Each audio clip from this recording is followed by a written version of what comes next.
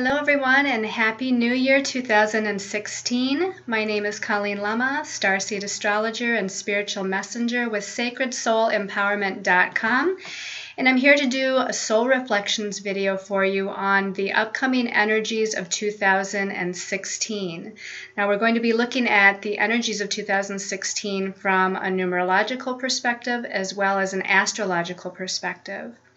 Keep in mind that this is a general overview of the entire year, and if you want more detailed information month by month and even week by week, you can tune into my monthly angel card readings and my weekly angel card readings that are on my YouTube channel, Colleen Lemma. About 2016 from a numerology perspective. If we add up the digits of 2 plus 0 plus 1 plus 6, it equals a 9.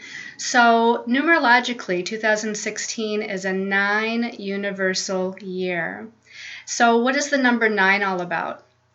In numerology, the number 9 is the last of the single digits, and so in a sense, this is about the end of a cycle. Now, this is on a global scale, so we're talking about humanity here, the collective, that we are at the end of a cycle of energy, the end of a way of looking at things, believing about things, acting within our lives and on the planet. So this is going to be a time of letting go of some old concepts, letting go of some old belief systems about who we really are and how our lives are supposed to be. We're going to have some truths, I feel, be known to us throughout this year, some spiritual truths.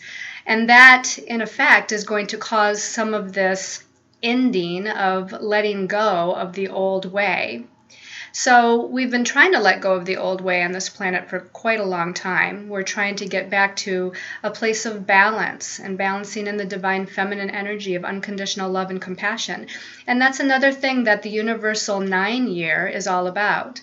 It's about unconditional love and compassion for each other. It's about selfless service to humanity, service to other people, and supporting one another within the scope of who we are and what our own unique gifts are. We all have special talents, gifts, and abilities. And each one of us with our unique talents and gifts are here to give something back, to share something about ourselves with one another. And it's through these unique gifts and talents that we're here to support one another and help one another. And again, this is what the 2016 number 9 universal year vibration is all about.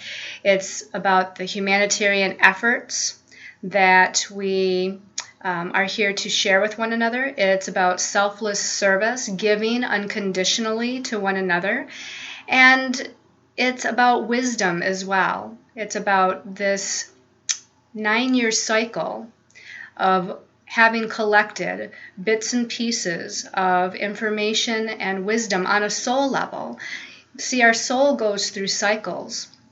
And through these cycles, we are learning. Every year, there's a different focus of what we're learning. And because this is, again, the number 9, the last of the single digits, we've come to the end of a cycle of learning as an individual soul, as a collective, and as a species here on this planet. So again, we're here to share all of this wisdom that we've gained individually with one another. Now, the number 9 in the tarot, because we can also relate to the years that we go through, what vibration it relates to as far as the tarot cards.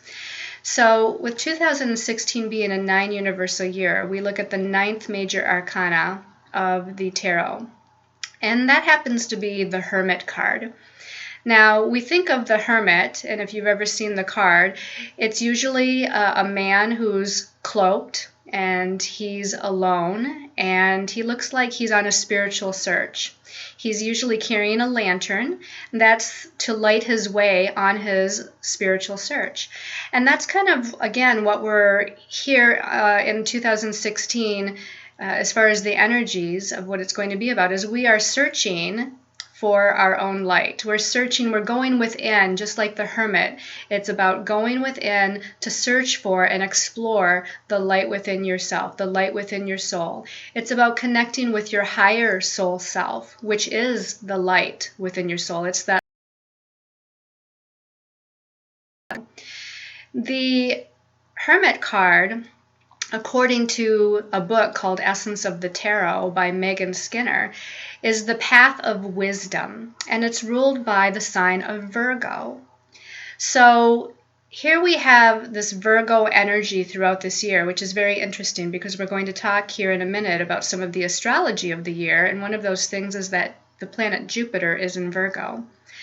But with this being the path of wisdom, the lantern that the Hermit carries actually represents the faith that we have to have in finding our inner truth and our inner light and gaining that knowledge and wisdom on our spiritual search, on our spiritual path, so that we can then reap the harvest of what it is we've learned as a soul, our soul lessons.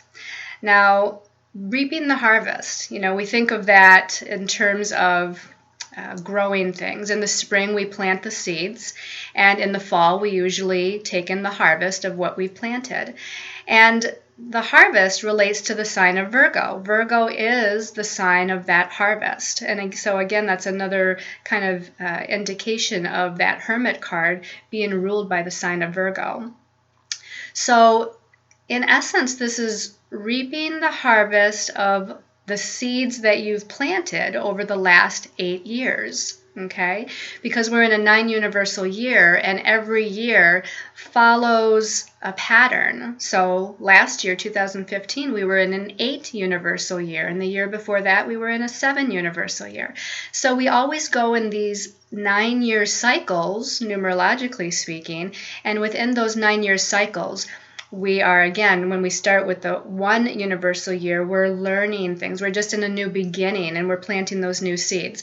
So now that we're in a 9 universal year, the last of the single digits, we're now reaping the harvest of the seeds that we've planted and sown over the last 8 years. So if you've planted your seeds wisely, and if you've tended to them with care and nurturing, then you're going to be reaping a lot of benefits and rewards, which brings me to another energy of the number 9. To me, it's a very magical energy. When I think of unconditional love and compassion, this is a very spiritual vibration, the number 9. And within that spiritual vibration, there's magical blessings that are there for the taking. Again, if you've tended to and nurtured the seeds that you've planted over the last 8 years.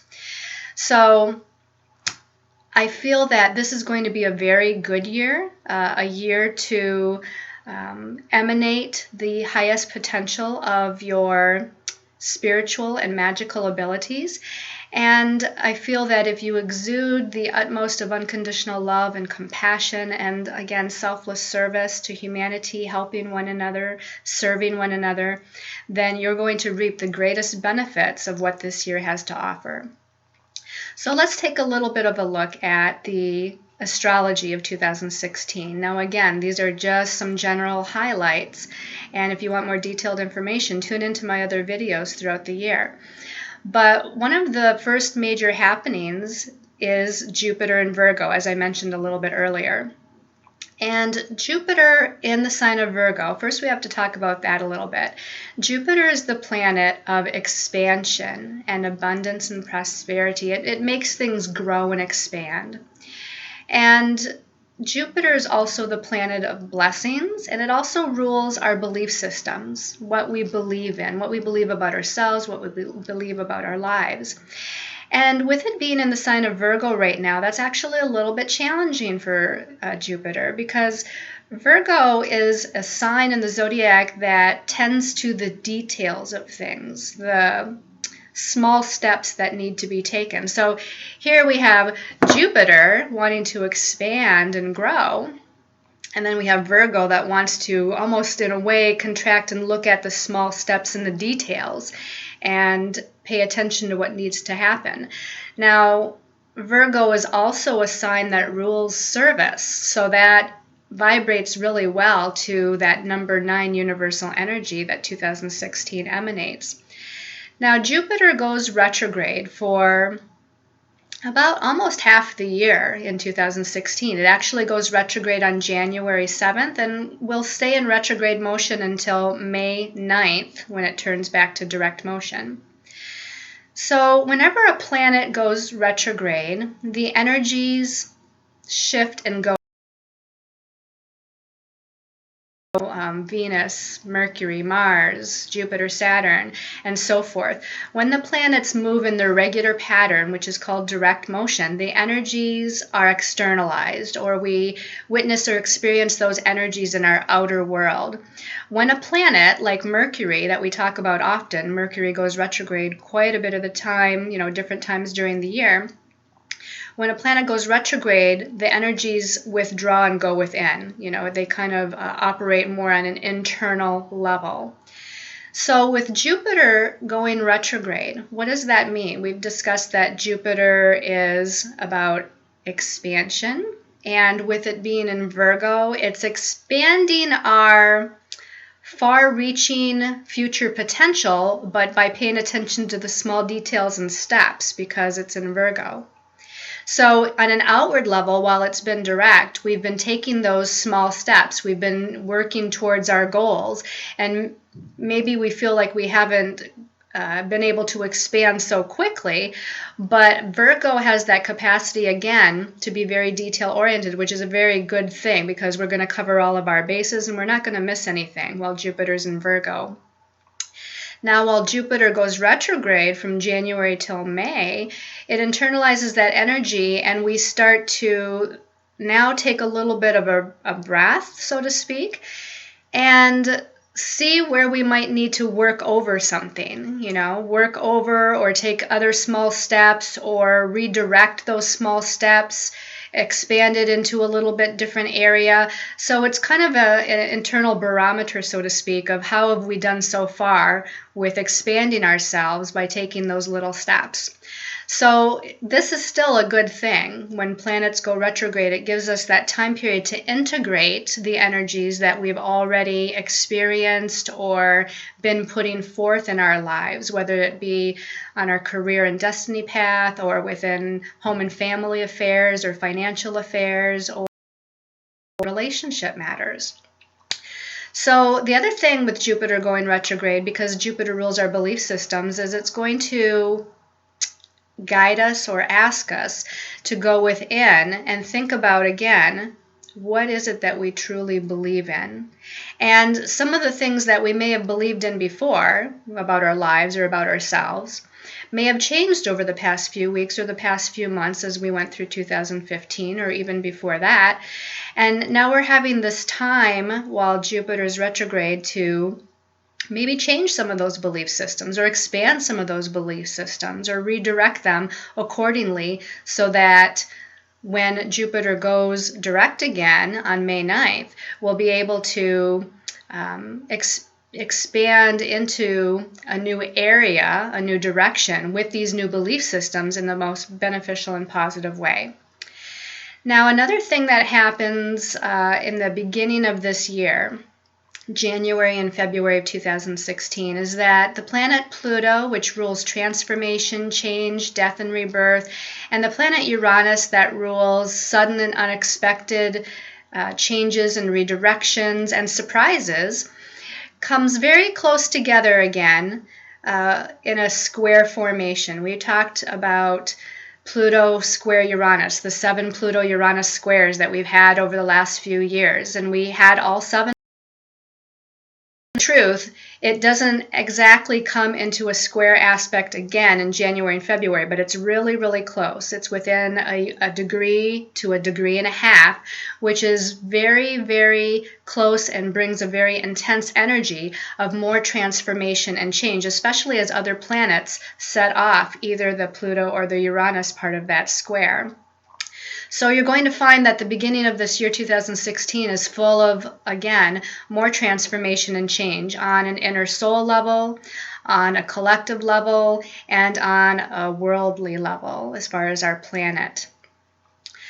And then the next thing that is of significance for 2016 is I want to go to Mars first. There's actually 2 other planets that go retrograde in this year, 2016, that are significant. Now, again, we always have Mercury retrograde several times of the year, so I'm not going to mention that in this video.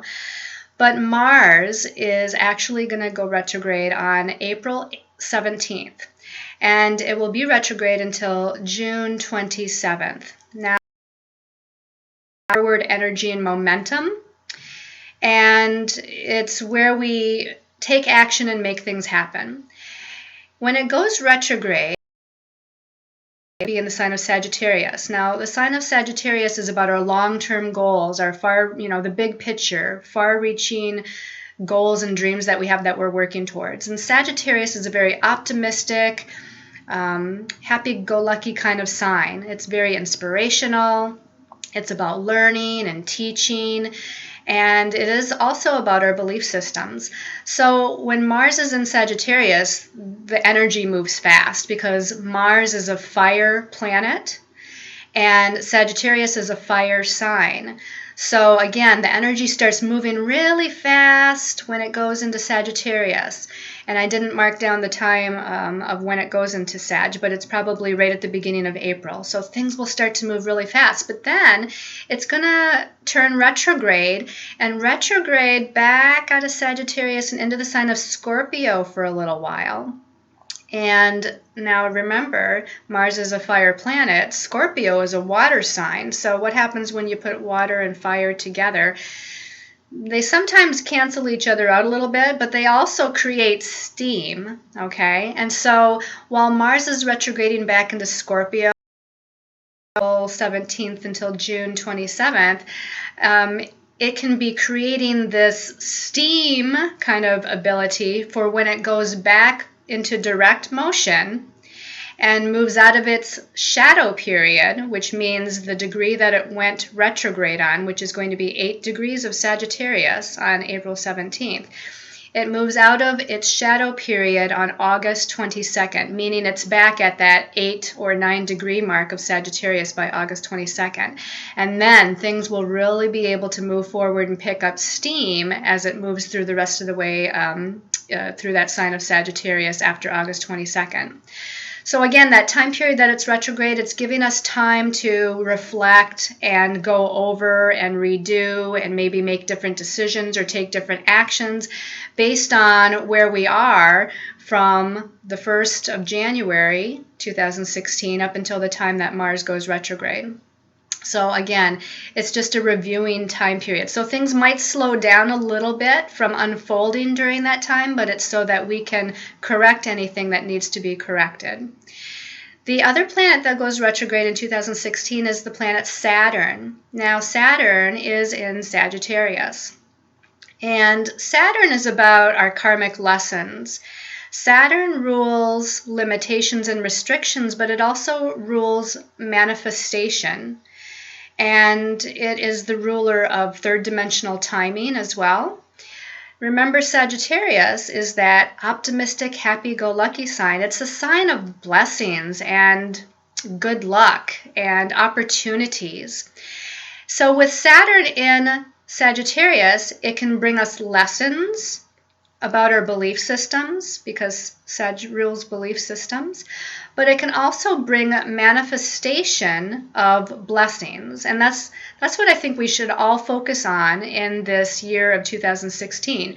Going back to the numerology of 2016 and that number 9 being about magic and blessings, let's focus on Saturn being in the sign of Sagittarius, bringing the manifestation of our dreams and our blessings into our lives. Now, again, Saturn goes retrograde in Sagittarius on March 25th and stays retrograde for a little while, quite a long time, until August 13th. And during that time, again, remember the planet, when it retrogrades, kind of goes inward. And we then are looking at the lessons that experience or life has been trying to teach us thus far before Saturn went retrograde. So when we get to that time period, it's going to be this self-reflective mode of Okay, what have I learned from what I've been experiencing? What plans do I need to make next? What kind of karmic circumstances or situations can I balance out and release during this time so that I can gain the most optimal benefit when Saturn and Sagittarius turns back to direct motion on August 13th. Now, one phrase for Saturn and Sagittarius is commitment to your future, okay? So focus on your commitment to what your future is all about. Who are you? What do you want to be? What do you want to emanate? What service do you want to give to others? What do you want to create in your life? And focus on that commitment to your future and allow Saturn to use its positive magic rather than being a planet of limitation and restriction. Let it be a planet of manifestation of the blessings that you are looking for and that you're deserving of, okay? Now, one thing I want to say too really quickly is when we think of Saturn as a planet of restriction and limitation, it's only so that we can gain the perspectives that we need to as far as learning the things from a soul level that we need to learn. That's why those restrictions and limitations are there. So try to shift your belief, because again, Saturn is in Sagittarius and Sagittarius rules our belief systems. So try to shift your belief to one where Saturn in any form, in any sign at any time is a good thing, even in your own personal chart. Wherever Saturn is in your personal chart is where sometimes you might experience limitations or conflicts or lessons, but those are there for a positive reason. So let's look at it from a positive perspective. Now, another thing that happens in 2016 is that Saturn, since we're talking about Saturn comes into connection with Neptune a couple of more times. It actually connected with Neptune in November 2015. So if you can think back to November 2015, it was kind of a confusing time period. It was a time where things weren't making any sense. And why is that? Well, Saturn rules third dimensional reality, and Neptune rules other dimensions and spiritual reality. And so those two don't meld together very well. And not only do they rule kind of opposite types of things, but they also are coming together in what's called a square transit, square aspect to one another. And a square is a challenging energy.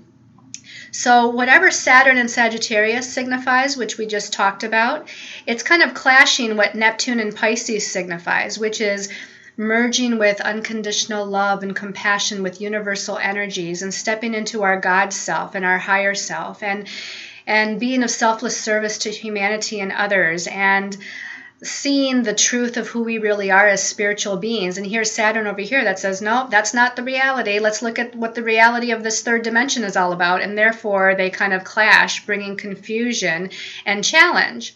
So again, the first time Saturn and Neptune squared one another was November 2015. They come back together again for a second square in June 2016. And then the third time they come together is going to be September 2016. So both June and September coming up in this year are also going to be time periods where you might find that things become a little bit confusing, the puzzle pieces aren't fitting, things aren't making very much sense. Our belief systems will be tested at that time because, again, Saturn rules lessons and Sagittarius rules belief systems. And so I think you're going to find that what you may have believed on a religious level, a spiritual level, what you may have believed about yourself or about your life or about your direction may come into a time period where it changes a little bit. There's going to be new revelations that are made known to us spiritually and on a human level. And with those new truths, or with the truths coming to speak, it's going to better able us to then make proper decisions for ourselves.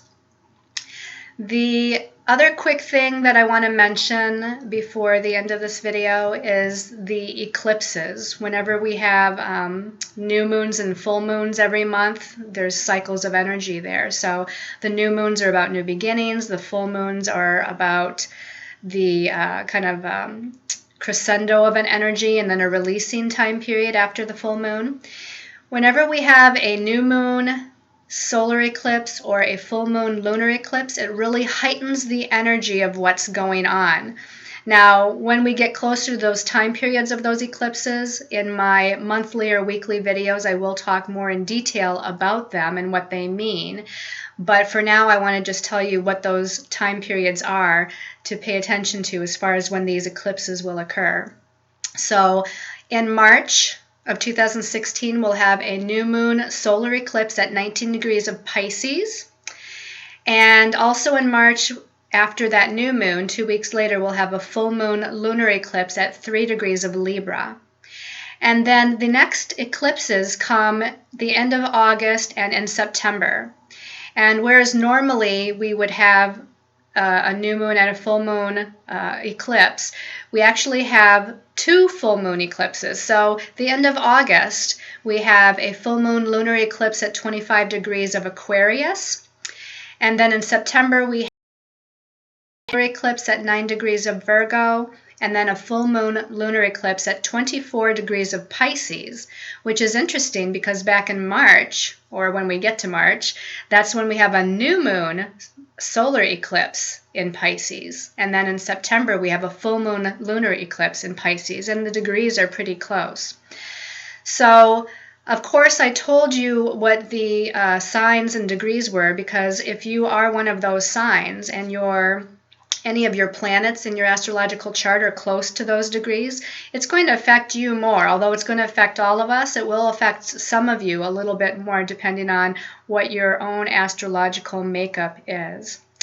So I think that's all I wanted to say in this Soul Reflections video. I want to just extend my gratitude to all of you. And I also have a quick announcement too that comes to mind, is that in the starting here of 2016 with this brand new energy, I am starting some lectures. Now, this isn't a brand new thing for me. I actually have been teaching classes for quite a few years, but I got away a little bit from doing as many of them over the last couple of years, and now I want to come back and start teaching again, some lectures, some workshops, etc. So starting in January 2016, and for every other week, at least for a while, I'm going to try to do 1-hour lectures on different subject matter, different topics.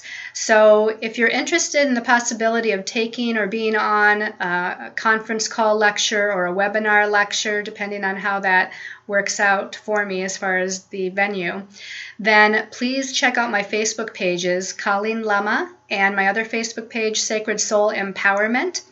I also have daily posts on those pages as well, for guiding you through your day-to-day soul growth and evolution. So again, extending much gratitude, many, many blessings of love and light. I hope you all have a wonderful, blessed, magical 2016. And I just thought of one last thing that I need to share with you, and hopefully you've stayed with me here till the end of this video.